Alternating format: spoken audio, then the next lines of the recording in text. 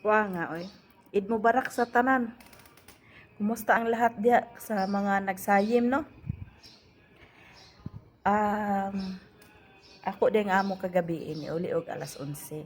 Actually, simula ng umpisa ng Ramadan is kung pagpunta na siya sa nanay niya is alauna na gina siya mauli sa kadlawon. So kagabi nakalitan ko, nabutan ko yung natulog sa bangko. Tapos alas 11 pa. Tapos wala na, hindi naman siya nagalit. Tinawanan nga ako kaya dito ako nakatulog, nakaupo lang ako na ganyan, oh.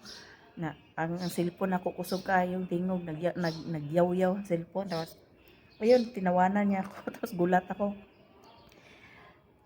Ayun, nilabas niyo, pumasok muna siya kay nagbihis. Tapos bumalik dito sa kusina ng ano siya sa mga dadalhin daw niya kinabukasan, which is ngayon.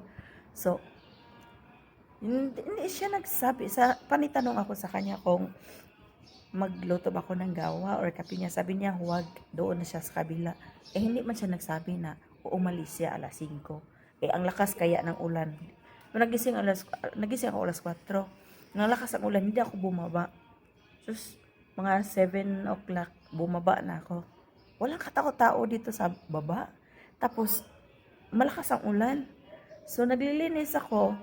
Pero alam kong umalis siya, pero hindi ko alam anong oras kasi wala nang abaya eh. Ngayon, naglinis ako.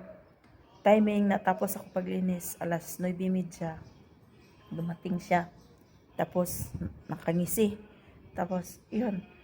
Tinanong ko siya anong oras siya lumabas. Sabi niya, alas 5. Kung anong mayroon, bakit siya lumabas? Ako naman tong si Trulala, hindi alam na Eid Mubarak pala. Tinanong ko siya. So, kaya, tapos ako nagtrabaho, wala, nakaupo na ako dito ngayon.